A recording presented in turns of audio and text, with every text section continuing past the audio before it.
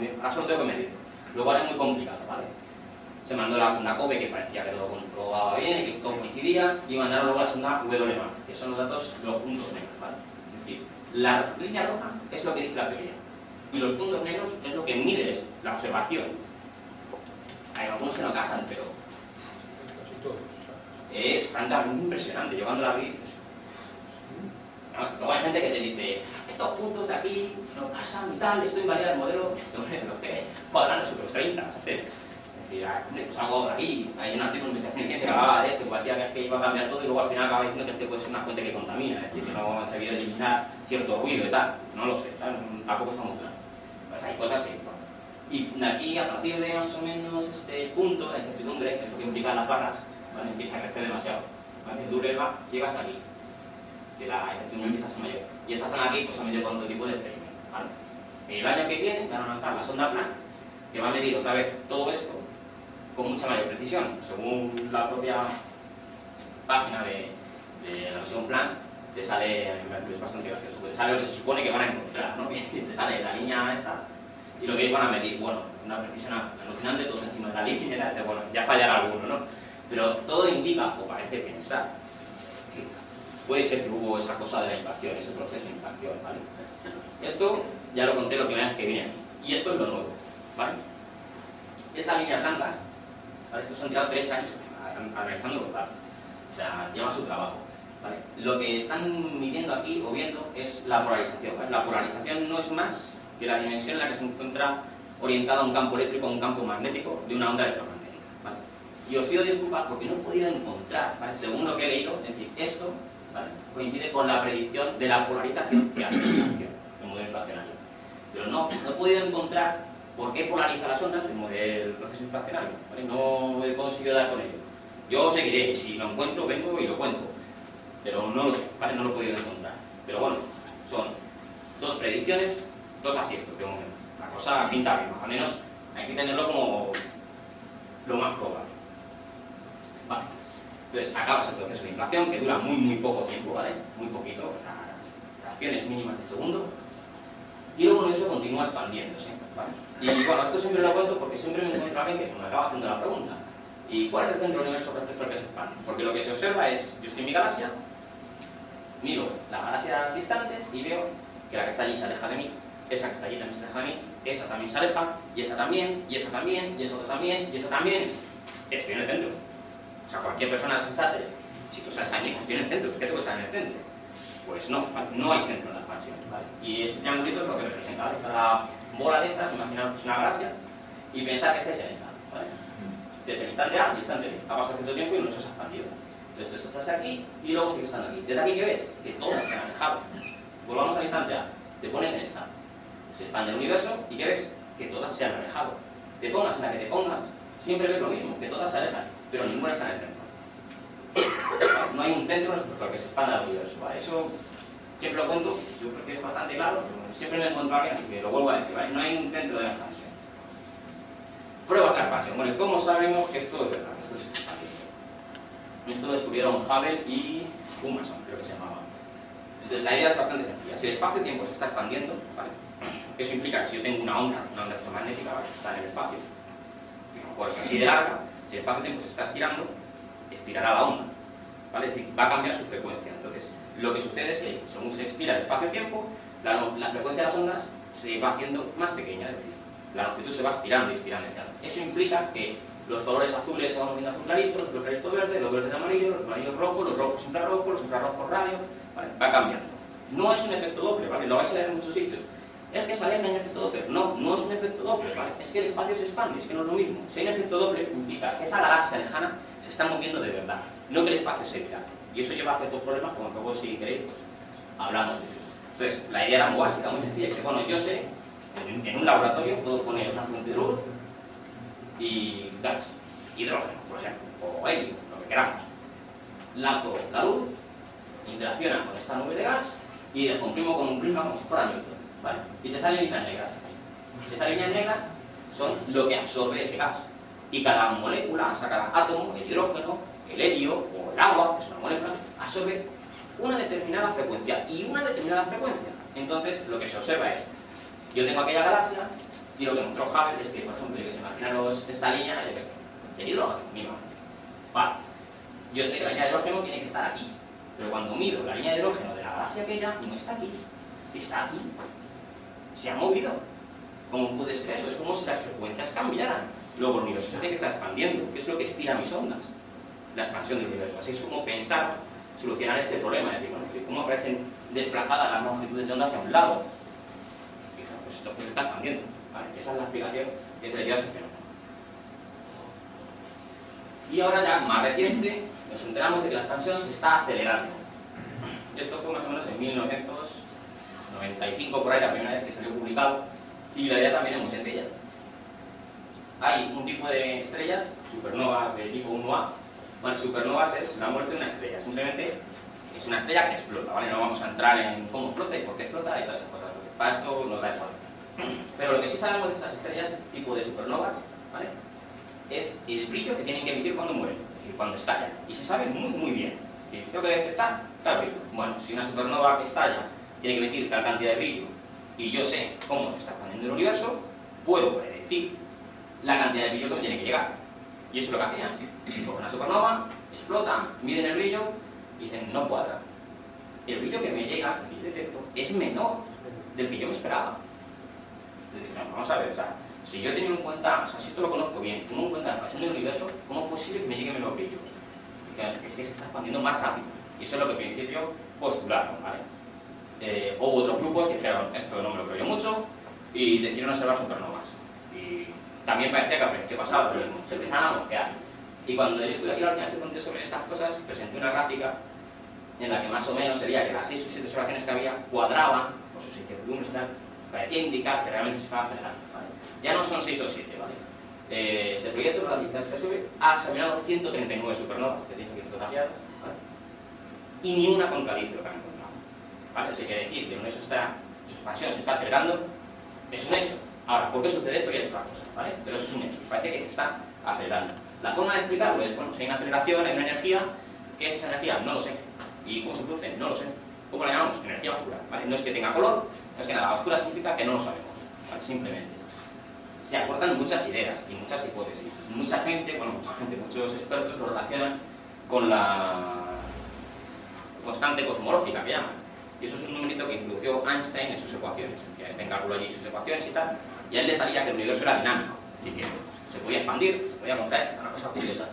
Y Einstein, curiosamente, tenía un prejuicio, y era que el universo no podía estar expandiéndose o contrayéndose, el universo tiene que ser infinito, y eso no puede suceder. Y entonces metía una constante aposta, es decir, no, meto yo este número aquí, cancelo ese efecto y queda lo que yo pienso que tiene que ser.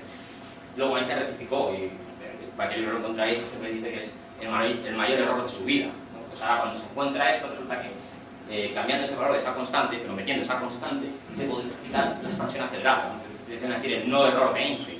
Pero bueno, no confundamos porque lo que Einstein pretendía era exactamente lo contrario a la explicación que se le daba, ¿vale? Algunos dicen que es un campo de energía que se puede escribir mediante esa constante cosmológica, otros dicen que es un campo al que llaman quinta esencia. A mí me recuerda mucho a lo de la inflación, no sé si tiene que ver o no, ¿vale? No sé todo este tema, pero me recuerda bastante que el espacio-tiempo se estira y se expande más rápido de lo normal, ¿vale? Pero realmente no tenemos una explicación, es decir, es esto, no lo sabemos, ¿vale? Hay muchas ideas, muchas hipótesis, y se necesitarán muchas observaciones, estas más en el futuro, para poder avanzar más en por qué sucede eso, cuál es la causa, qué es esa energía que lo produce, de dónde viene, cómo es, ¿vale? Todas esas cosas están en vuelo, y si leéis por ahí, leeréis, aunque digan que es la teoría de, es la hipótesis de, ¿vale? Eso es siempre tenerlo presente hasta que se pueda corroborar de alguna manera. Y seguimos con un misterio.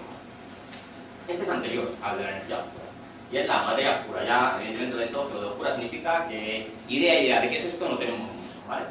Lo principal, o lo que casi siempre vais a encontrar, es esto de aquí, ¿vale? Lo que casi siempre todo el mundo cuenta, básicamente, es esto, es decir, el sistema solar, que es más sencillito. La estrella, los planetas girando, y según te vas hacia afuera, los planetas giran más despacio, ¿vale? Y eso se puede predecir y calcular con la ley de Newton al dedillo, pero perfectamente. Entonces dijeron, bueno, para las galaxias es lo mismo. Yo sé la masa que hay en el centro, tengo las estrellas, pues calculo la velocidad de las que se mueven fuera. Y dice, y me tiene que salir esto.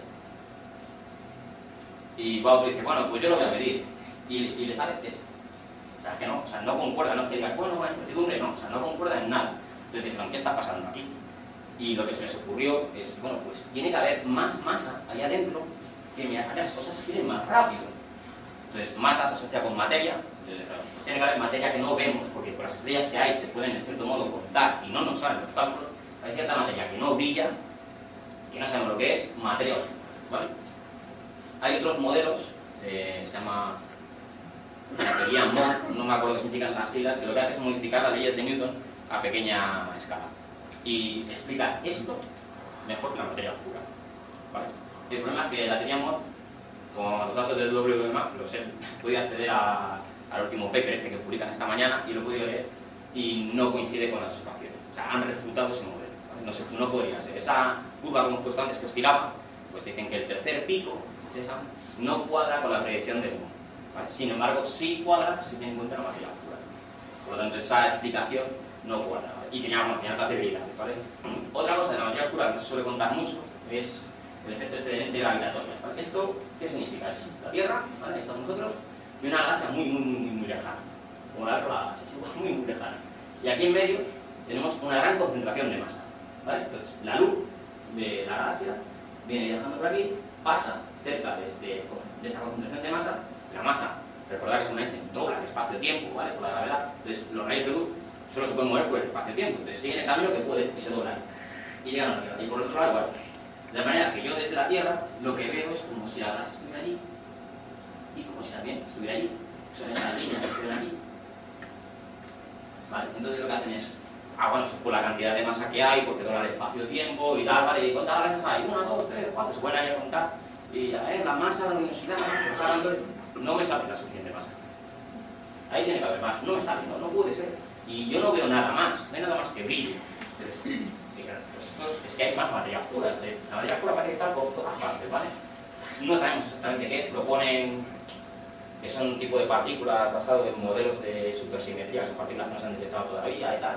De hecho, si veis por ahí el neutralino, creo que se llama, no es un tipo específico de partículas, sino una clase de partículas que piensan que podría ser la materia oscura, ¿vale? Pero todavía no lo sabemos, ¿vale? Es algo que es como la energía oscura, muchas hipótesis. La materia oscura se puede modelar mejor, o ¿vale? Los modelos que hacen cuadran más con lo que observamos, ¿vale? Y contenido del universo y su destino, ¿vale? Estos datos vienen de la misma sonda, de todo lo demás, ¿vale? No sabemos qué es, pero es curioso lo que decía. La energía oscura es un 76%, materia oscura 23%, que se suma está en 96% más o menos, y el resto, el 4%, es lo que conocemos. Es decir, 96% del universo, pues lo hemos detectado, no sabemos exactamente qué es, ¿vale? O sea que hay, si alguien quiere estudiar astrofísica, yo creo que es el momento porque hay tela para cortar para, o sea, es un momento apasionante. Y este cuadro de aquí es lo que normalmente siempre en casi todos los libros aparece de qué va a pasar en el futuro, ¿vale? Esto es más o menos el tamaño relativo del universo y esto es según pasa el tiempo, ¿vale? Entonces, esto de aquí implicaría que la masa de energía del universo es muy grande, tan grande que vuelve, es como si parara la expansión, es decir, empieza a volver a doblar el espacio-tiempo hacia atrás y volveríamos como a otra especie de concentración, ¿vale? Esto hoy en día no es sostenible, ¿vale? A lo mejor estamos equivocados en alguna cosa, pero no sería apostar por ello. Hoy en día, con la aceleración normal más la energía oscura que acelera más el universo, tendríamos que estar o en la línea azul o en la línea roja. La línea azul es que se expande aceleradamente, pero a una aceleración constante indefinidamente, y la línea roja es que la aceleración se va incrementando y acabaría lo que han llamado el Big Rip, que es como el gran descarrón o algo así. Eso implicaría que la atracción llega a crecer tanto, yo me estiraría, me acabaría arrancando el brazo, los planetas se integrarían y demás, ¿vale? En principio deberíamos estar entre esa o esta, ¿vale? Pero tampoco sabemos si la aceleración de la expansión es constante o varía con el tiempo, no lo sabemos, ¿vale? Entonces, el destino parece que es al menos una expansión sin fin. Ahora, el tipo exacto no lo sabemos, ¿vale? Y todo esto está muy bien, pero estamos dando muchos palos de ciego, más o menos vamos encaminados, porque bueno, me gusta que tenemos ciertos datos, ciertas observaciones que más o menos cuadran. Pero es que de la energía oscura y de la materia oscura las detectamos, pero no tenemos una explicación muy buena de qué es eso, ¿vale? Entonces los científicos han dicho, bueno, pues vamos a meter en unos ordenadores muy potentes todo lo que sabemos, ¿vale? En unas condiciones que pensamos que es lo que sucedió y le damos tiempo como si fuera la evolución del universo y a ver qué sale, a ver si al menos se parece, ¿vale? Y eso es lo que han hecho un grupo de científicos que se llama el Consorcio de Virgo, ¿vale? Y básicamente han metido ahí sus leyes de la gravedad, la distribución de materia, ¿vale? Han metido cada partícula que vale a 1000 millones de veces la masa solar, es decir, no han metido el detalle de cada galaxia, ¿vale? Sino cosas que simulan y tal, y lo han puesto más o menos en una distribución que ellos suponen que había después de la época de la recombinación. ¿vale? Los equipos, pues, por curiosidad, han utilizado 812 procesadores, ¿vale? 2 terabytes de memoria y han hecho 4,2 billones de cálculos en un segundo, durante unas semanitas. ¿Vale? O sea, no es que dijeran, venga, va, 3 segundos ya está, ya tengo yo mi modelo del universo. No, son 3 semanas. ¿Vale? Y bueno, ¿qué es lo que sale de eso? ¿Vale? Aquí tenéis esas pelotitas, ¿vale? Que son esas partículas que ellos han modelado para significar y tal. Y esto de aquí arriba sería la materia a la que estamos acostumbrados, y esto de aquí abajo sería la materia oscura. Si os dais cuenta, la materia oscura parece muy ligada a la materia ordinaria. Es decir, en cada galaxia, cada punto que veis aquí, como mínimo tiene que representar 10 millones de masas solares, ¿vale? Que es como si fueran galaxias más o menos.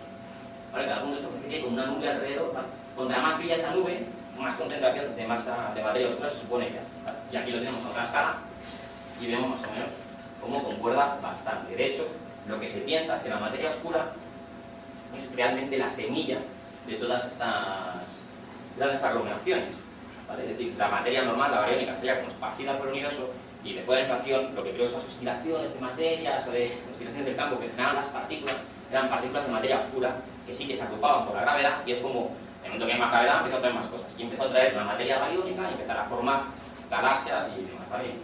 En millones de años, ¿vale?